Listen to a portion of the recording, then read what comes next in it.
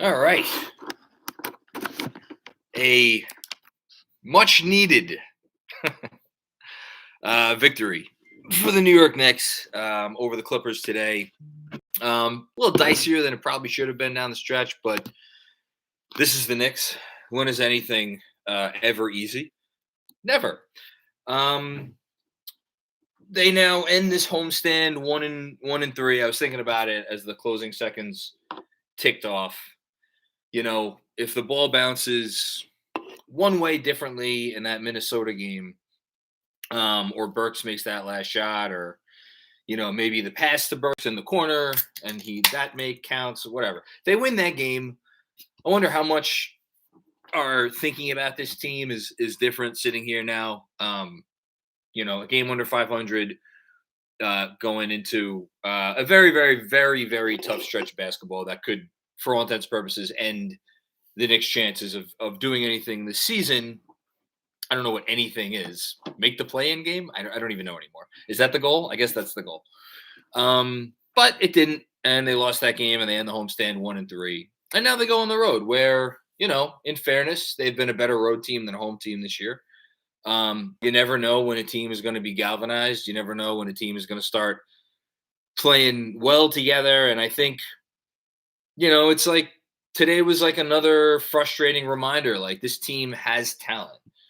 This team is not a bad team when it doesn't want to be a bad team. They have stuff that they could do. They have matchup, advantage creators, in Randle, in RJ sometimes.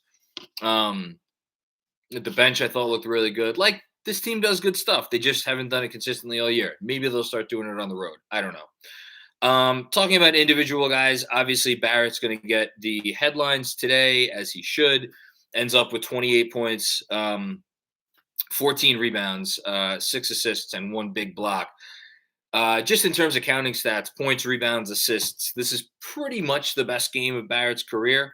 Just if you add all those up, maybe there's 1 or 2 games where he's had more like total points, rebounds, assists, but this is right up there. And obviously that big block towards the end. Not the most efficient game. However, I loved his process. I loved how much he drove the ball. I thought he played really well, but defense was good. He'll get the headline. And then after him, it's kind of a team effort. I mean, obviously Julius Randle had 24 points on 15 shots. Very efficient. 9 boards, and then 5 assists to 7 turnovers. Yeah, how you like them apples? God, what a frustrating player. What an absolutely maddening, frustrating player, because you see certain things, you see him like cut off the ball and it turns into good stuff. And then you see him make like the right pass at the right time instead of waiting. And you're like, if this dude just embraced all of the positive tendencies of his game and channeled them all the time, what a nice player that would be. And unfortunately, we haven't gotten that player this year. We've gotten a guy who every time you're ready to say, oh, maybe Randall's kind of figured it out and he's turned the corner and he's going to start playing well consistently, he'll have a stretch or a play or something that just makes you shake your head. And it's so frustrating because he can be so good, and he still is their most talented player, and they don't win the game without him. He was more good than he was bad, and he draws attention and like all the stuff that we've talked about for years now. It's just so frustrating with him, and I wish it wasn't that frustrating. But it is what it is. Good games across the board from pretty much everyone else. I hope Mitch is okay. I thought he was playing a really nice game. Only played 16 minutes because of the injury. We'll see what the word is there. Fournier only ended up shooting 5 of 12, but again, I don't mind those misses because those misses were on drives. I love it when he drives the ball, and he was 4 of 8 from deep. The team as a whole was very good from downtown. Shot 44%. It's amazing how much this team wins when they shoot it well. Wouldn't you know?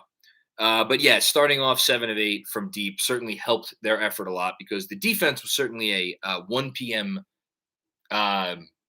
Weekend start time level defense for some of those possessions there. Not across the board, but a bunch of guys.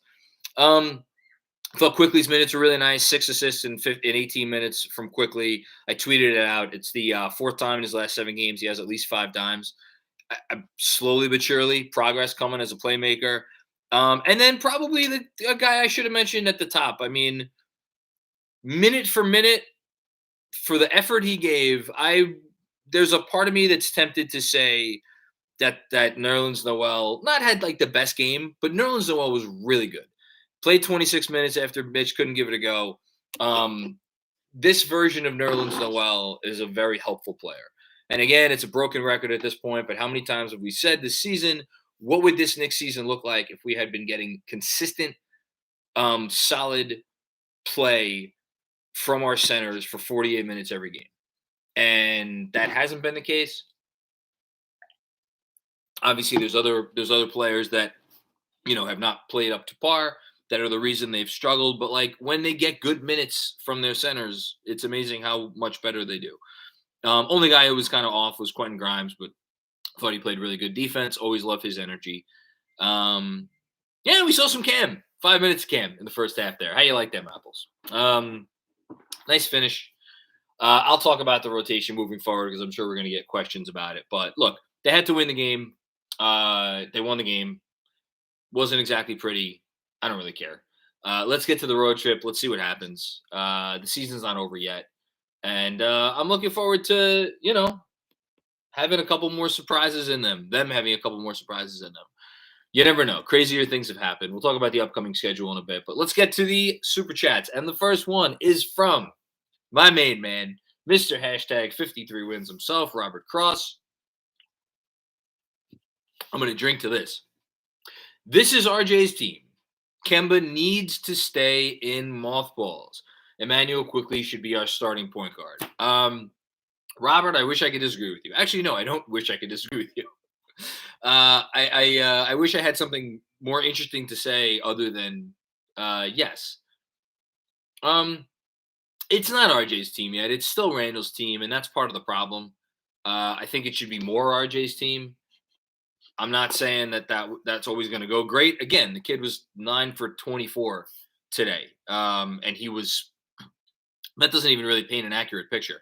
He was 7. RJ, we're talking about now. Sorry, he was 6 of 19 from inside the arc. When you shoot 6 of 19 from inside the arc, I know he got to the line 7 times. Like that's again growth of a player or signs of a player who is still growing.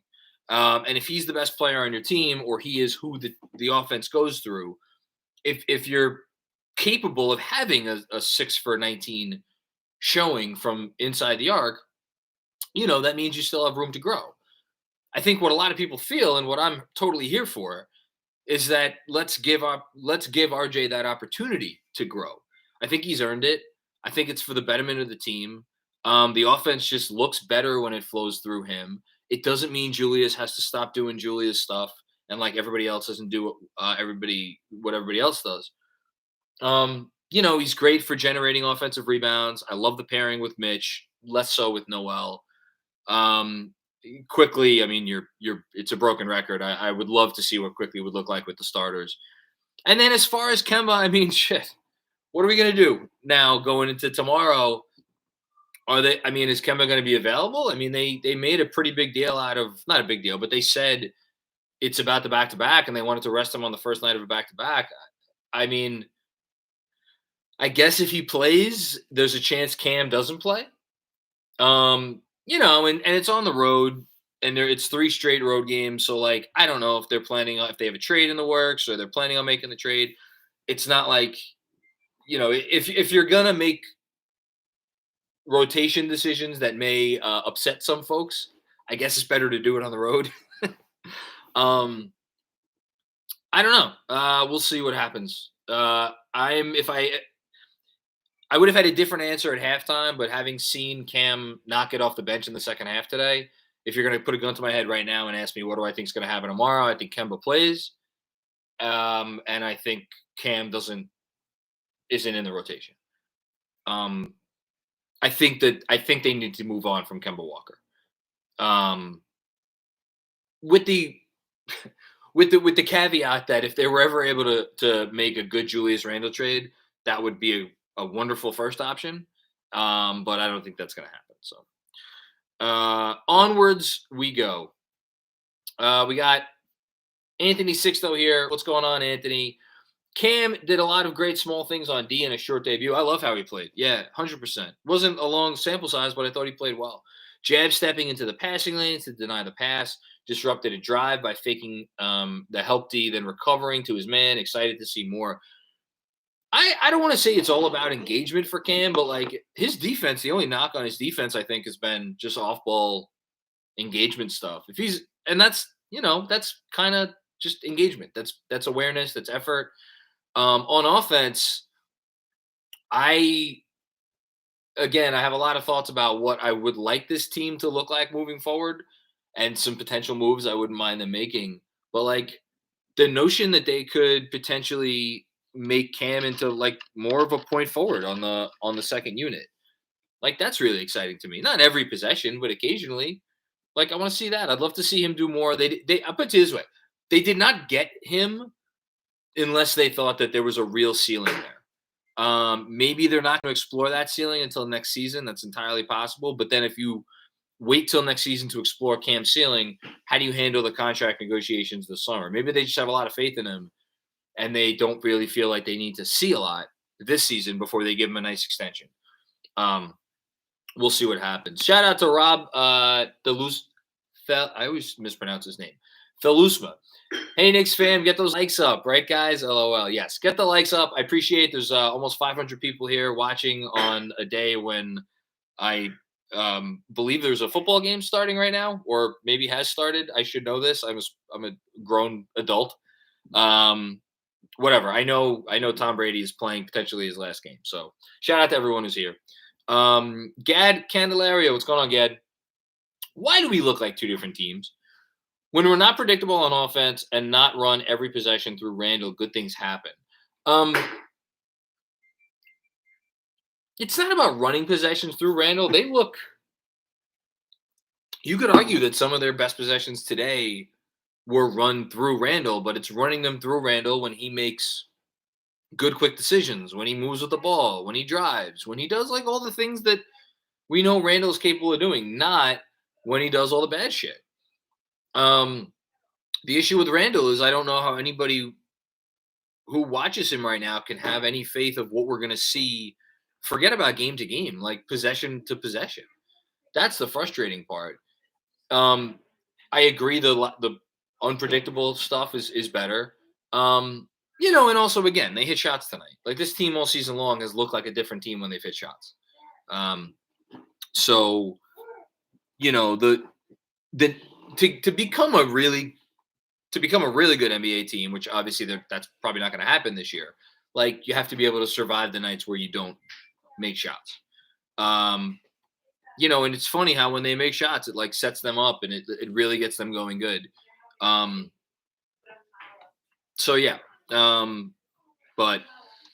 not a lot of consistency.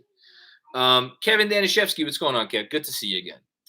I was really frustrated with Randle the entire game. The process wasn't that different. He just hit shots that he normally doesn't. Happy we got the win. Yeah, so again, he definitely did that. He definitely hit shots. Again, 15 shots, 8 of 15, 24 points. Got to the line. I feel like he got to the line 6 times. Hit 5. 9 rebounds, 5 assists. I mean, again, I'm not sure that any Randle game this season has been like all bad stuff or all good stuff. Every game this season I feel like has been such a mix. And I think the difference in the good games is twofold. One, when he's hitting shots, which he did. And 2, when guys around him are hitting shots. Like there's been a lot of games where we've killed Randle after the game, where he's actually made a lot of nice passes and guys have just missed it. Like he made good passes tonight. And sometimes it wasn't always the assist. Sometimes it was the hockey assist. But then there's those moments where the process just sucks. And then when you add on top of it, those moments on defense that I don't even need to say, transition defense, just like boneheaded stuff, like the inbound thing with Burks, like just, Clearly, my daughter is just as bothered by bad Randle as everybody else. Anyway, Kenny Rose. So sad after a win. All I could think about is the wasted pick on Obi, who won't develop for the Knicks, and Cam, who won't play as a backup to RJ. IQ good today. I mean, that's your prerogative. I think, look, hindsight's always 2020. Obi, when they drafted him, was being drafted to a team who I have to think at the time that they drafted him, as has been said by many people, figured that Randle was on the way out and that they would have traded him before the deadline for whatever they could get. And then Randle turned into what he turned into last year, and things didn't go that way. I'm not going to kill them for drafting Randle or for drafting Obi, just like I'm not going to kill them for passing on Halliburton. I think, yeah, the Halliburton pick would have probably been the safer pick, would have filled the need. But that's an alternate universe. Like, you don't know where that would have gone. I mean, I love Halliburton, but he's also not, it's not like they passed on Donovan Mitchell. Although Halliburton's really freaking good. In terms of Cam, like, I wouldn't be so quick about that. I think whatever you see tomorrow, next week, next month from Cam is probably not indicative of what we're going to see from Cam moving forward. Like, the Cam trade may not work out, but if it doesn't work out, I have a feeling it's going to be because of some kind of unforeseen circumstances, much like the Obi pick may not work out in the way they intended because of the unforeseen circumstance of Randle becoming what Randle became. So I'm gonna push back a little bit on that, but yeah, I agree. Quickly had a good day. We shall see. Manny Campos, what's going on, Manny? Overreactions. IQ equals a star point guard. He's not just a point guard. He's a star point guard. Let's work on just having him be great in his role all the time. I think he is right now. He's definitely has a potential to be a star sixth man and a starter on a good team if given the opportunity. I've called him a star in the past. I think I may have been a little bit over exuberant. I do think he has star qualities though. But again, that's why my comp has always, for a while now, has been Jason Terry. I think that's a nice comp. Is Jason Terry a point guard? No. Is Emmanuel Quickly a point guard in the strictest sense? Maybe not, but he could do all the things you need him to do, especially in certain configurations. Cam's in the doghouse. I don't think Cam's in the doghouse. I think just Tibbs is like, I got my guys. I know what works. I'm going to go with what works. I hope people don't overreact to Cam playing 5 minutes. Like anybody, I'm sorry, but anybody who thought Cam was going to come in here and play, 25 minutes right away, like that was never going to happen. It may not happen this season. I would expect him to play more, but I'm also expecting him to make a trade or two. Noel is the skilled big we've lacked. I'm not sure I could get on board that train. And then finally, not an overreaction. RJ has found something. That's huge for us. I mean, the RJ thing, like, again, I don't know how many different ways there are to say it. He needs the ball in his hands, whether it's for the best of the team right now or it's not for the best of the team right now. It is best for him. It is best for their long-term future. I would argue it is what's best for the team right now. When Kemba's out there, it just doesn't seem to happen. I don't know. Well, I'll say this. Whatever happens the rest of this season, I think at the very least the Knicks kind of, again, can look at RJ and be like, all right, he's taken a step forward in a way. Maybe not the season they envisioned him having, but he took a step forward this year. And that's great for the organization to feel like, okay, good about that. I think they owe it to him and his development to make a deal before the deadline where the team over the last 30 to 35 games just makes a little bit more sense with him playing a prominent role. That's my hope. We'll see what happens. NL Nair, what's going on, ML? Randall generally played well, but he just doesn't get that moving the ball is what works best for him and the team.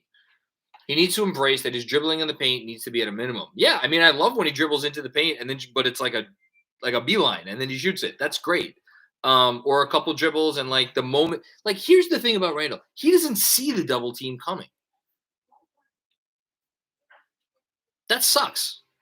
It would be much better if he saw it coming and then passed out of it before it comes. Like, great players do that. Great passers do that. He's not a great player. He's not a great passer. He's just like good. And that's the problem when you run your offense through a guy that's just, like last season. I don't even think like his process last season was much different than this season. I think the difference is he was hitting shots. And because he was hitting shots, like he was much more emboldened and played with such more confidence as opposed to playing more tentatively. In terms of his like pass shoot process, I don't even know if it's really that different from last season. But yeah, it's just like, yeah, I don't know. We'll see. Dono Louis. RJ has been a nice bright spot in an otherwise frustrating season. I would add Quickly to that. I know Quickly hasn't shot it well. I think he shot it like 35% from deep. I think Quickly's been a bright spot. If you're looking at the young players, Obi has been like a bright spot in his own way, but he's not playing a lot, which probably is more frustrating than bright. But yeah, RJ, Quickly, Grimes, a little bit. Also, Randle is the most maddening player we've had in a long time. This is a fun parlor game. Randle is the most maddening player since. I mean, Enes Kanter will always hold a special place in my heart, but he wasn't maddening. I just didn't think he was very good. I think to be a truly maddening player, you have to have real talent. I will go to late Knicks career Melo. He's pretty maddening for me personally, not for everybody, just for me. And before that, like, I don't even know. I don't even know when you have to go back to. Maybe the 70s. I really don't know. But it's been a while. Good comment there. Andrew again reminding me, get those likes up. We have Andrew chiming in the chat. Fuck Tom Brady. Yes, fuck Tom Brady indeed. Harry Donor, what's going on, Harry? Always appreciate you chiming in and always appreciate your contributions. You're the man, dude. I just don't think it's complicated. Kemba to the bench, IQ with the starters. Kemba as a starter just seems to result in one too many players that need the ball in their hands. Yeah, and then if you want to add one more in there, trade Kemba before the deadline when Rose comes back, or in preparation for Rose coming back, because then you don't want a situation where like someone doesn't play. Like I'm all on board with that. I don't. To me, it is that simple. And it's like my only response to like defending Tibbs is that the same shit I always say. Tibbs is smarter than me. He must know something I don't know, because it seems to make sense to me to move quickly into the starting lineup, alongside Randle and RJ. We'll see. Robert Cross. Also, I love KFS. Ewing Patreon, so I can see playback and the Knickerbocker broadcast here in San Diego. Anytime I'm in, we're going to do our playback watch along either tomorrow or the next game after tomorrow. I'm not sure yet. We will let you guys know very soon. But it will be soon. It will be very soon. Thank you, Robert. I appreciate it. And package coming your way soon. CT Pittman, what's going on, CT? The patron saint. It's so exciting to see RJ grow before our very eyes. I'm noticing that some of his 3-point makes aren't even touching the rim. They're just pure net.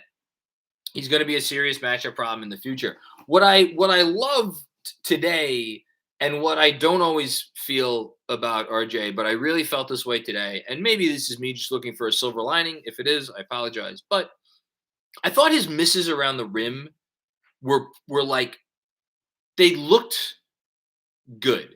I've gotten on RJ a lot in the past for putting up stuff at the basket. I'm like, that's just like that's an awful looking attempt. That has no chance to go in.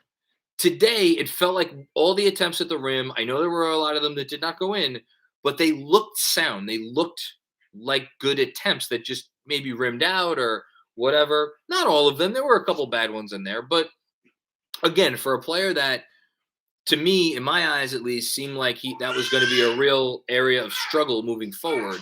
I'll take any positive. And yeah, if he starts really converting around the rim, and then also the passing, you love some of the flashes of passing that we see here and there. Yeah, he's going to be a matchup problem. Like I'm, for as frustrating as he's been at times this year, I'm cool with where RJ is right now. I'm cool with where he is. And we'll see what happens moving forward. Hush Zoo, appropriate name for the person commenting right now. Good W, but need a lot more Reddish. Well, you'll get more Reddish at some point. I just may not be right away. Randle, decent game, but why does he have to wait and get bear hugged by two people and then make his decision? Because he's not a great player. He's not a great decision maker. He doesn't have great vision.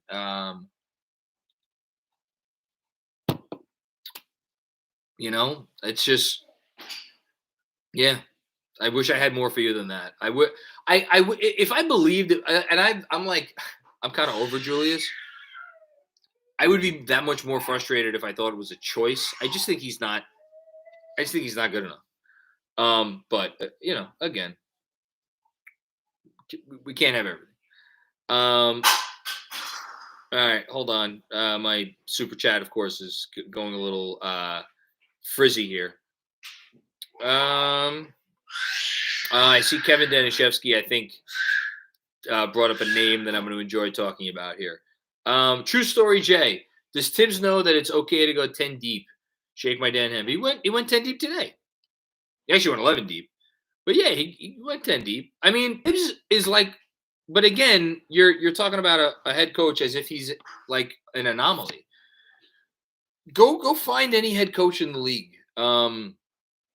Most of them like limited rotations unless they have like literally no weak spots in their rotation 1 through 10. Like Tibbs doesn't like to push, like for instance, Obi. Obi's a limited player. That's why he doesn't like to push Obi a certain amount of time. But like if you go back through Tibbs' history, he's actually been a lot, like throughout his history, he's preferred 8-9 man rotations. He goes 10 deep when he kind of has to. He's gone 10 deep pretty much since he started coaching here. So, I think what you're looking for is for him to play certain guys a few more minutes, get a little bit more creative with some of the combinations. We've all been calling for Obi at the 5. He's never going to do that. I think that's what you want. I think, but no, I mean, wouldn't be a post game without some Tibbs criticism. Kevin Danishevsky, okay. Stefan was maddening. Stefan Marbury. So much talent, but a head case. Was he maddening? I think he just was Stefan a maddening player. I don't know. It's been a while. I felt like those teams were just so bad, and he didn't play up to his potential. I don't know that I ever felt that he was like.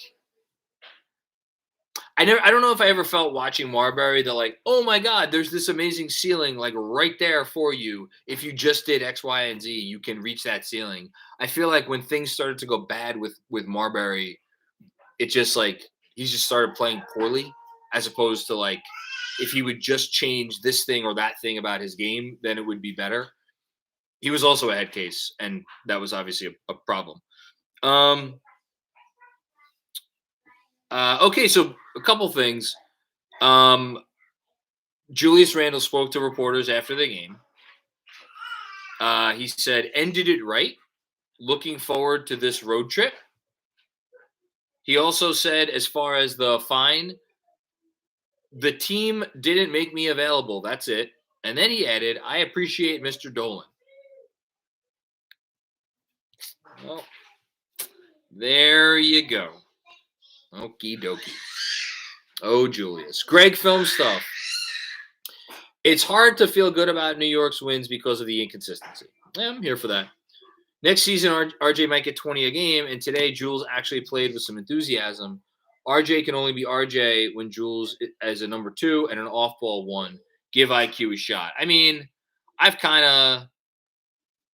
of have put this out there a few times. Like, I think there's a reason why I would at least explore the market for Randle. I don't know. I'm just curious to see what's out there. And I acknowledge that you'd be taking a step back with the hope that it would somehow lead to taking 2 steps forward. Because RJ isn't a number 1. He's not. He's at best he's a number 2. And I don't like in terms of a championship team. I still don't even know that we could say that. This from Berman, by the way. I asked Randle why he hasn't been talking to us after games, and he said tersely the team didn't make him available. Knicks PR cut off interview very soon after. So there you go. Rick Castle, my goodness, Rick. Thank you so much. I don't even know what to say. I never know what to say with these generous contributions that are just like far and away more than again, thank you. I'll read Rick's comment. UKFS guys are amazing. I'm a longtime podcast listener, first-time post-game live streamer.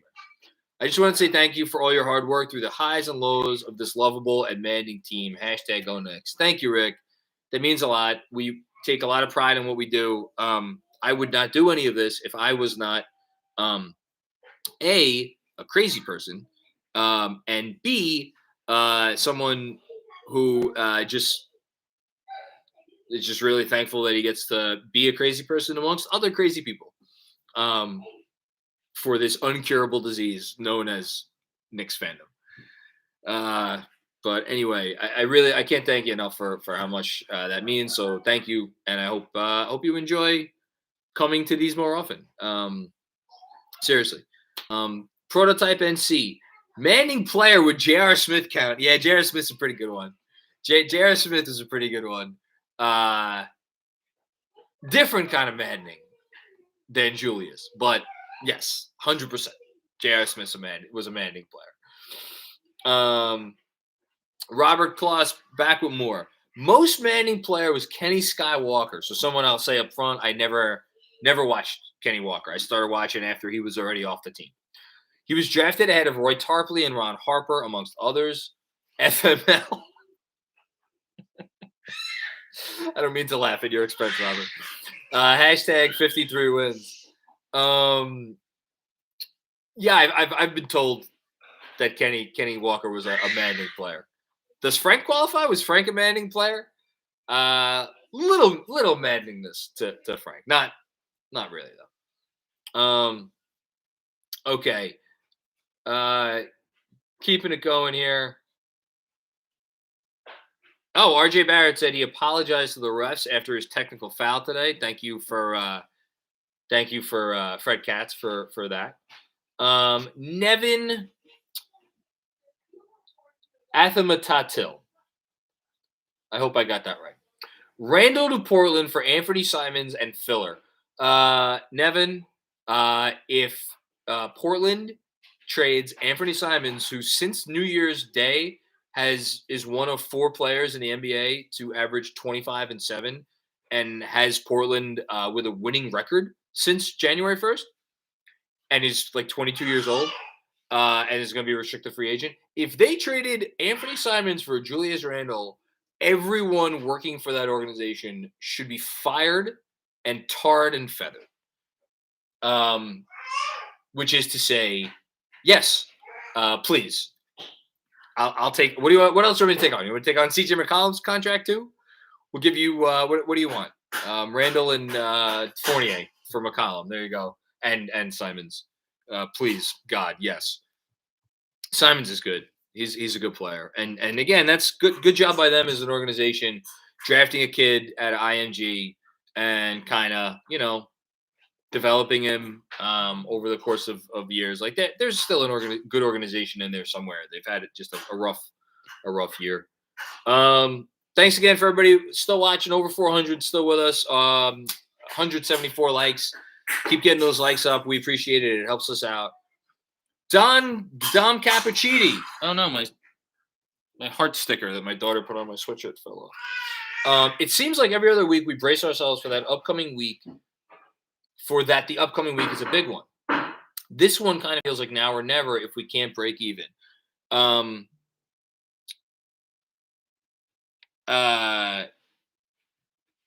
Before I answer that, another RJ quote, courtesy of the great Fred Katz. Glad you're feeling better, Fred. This is RJ on if he feels like he can carry the Knicks at a high level. I don't feel like I've done anything so far. I'm hungry. That's what you want to hear. Give me all that. Right into the old veins. Okay, upcoming schedule. At Cleveland tomorrow. So Cleveland has gotten back on the winning path. Don't have Rubio, obviously.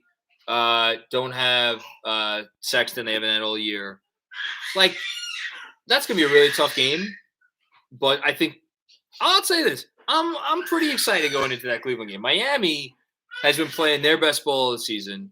Miami's on Wednesday. And then Friday at Milwaukee. I mean, I don't know what to say. And then you got a couple good home games. Sacramento at home, Memphis at home. Memphis has been a little up, not up and down, but like not the world beaters they were for a while there. And then you got the West Coast swing. Lakers, my God. They're torturing my youngest. Lakers, Jazz, Denver, Warriors, and then Portland. So we'll know what we have. I mean, if they ever got through the next 10 games at like, I don't know. I would probably sign for 4 and 6 if I'm being honest. Yeah. If they ever got through that at 500, I mean, we'll see. Okay. Dom Cappuccini. Oh, yeah, here we go. Dom Cappuccini, one more. I mean, take 2 out of 3 at least. Keep it up, John. Anytime. Even if they take 2 out of 3 on this little mini road trip, kudos to them.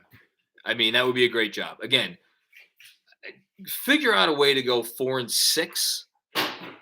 And then you got a 4-game homestand, OKC, Brooklyn, Miami, Philly. That's right after the trade deadline. Can you win half of those? 2 out of 4 there? And then you got another then you got a 7-game road trip. Philly, Phoenix, Clippers, Sacramento, Dallas, Memphis, Brooklyn. And then things get a little bit more tenable. Like, look, I'll say this. Here's how we'll end it today, all right? Here's how we're going to end it.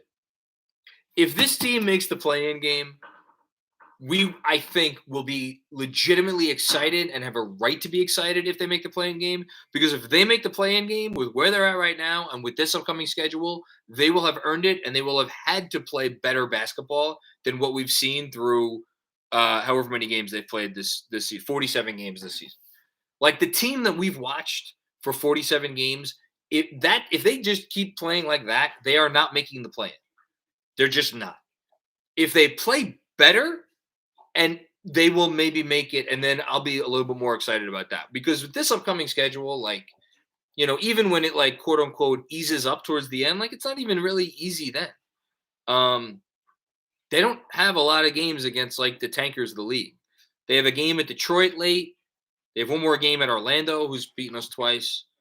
Like, there's no gimmies left in this season. Even Oklahoma City at home. Like, Oklahoma City could beat anybody on any night. Hey, you want to say hi before we sign off? Adult Donkeys, very grateful. The legend continues. Thank you for your contribution. Sass, anything you want to say about the Knicks or anything else? Nothing? You burn your finger? Mommy burned her finger. Oh, Mommy burned her finger. How did she burn her finger? She put butter. We're making banana chocolate chip cookies and... You're making banana chocolate chip cookies or muffins? Muffins. Oh, okay. Well, that's exciting. And she took the butter out of the cup and it was hot. Oh. Finger. Yeah, you don't want to stick your public service announcement from all of us here at Knicks Film School. Don't stick your finger in hot butter. It's a bad idea. Thank you, Andrew. Anything else before we sign off for today? No. Do you think the Knicks are going to how many games are the Knicks going to win on their 3-game road trip? 1, 2, or 3?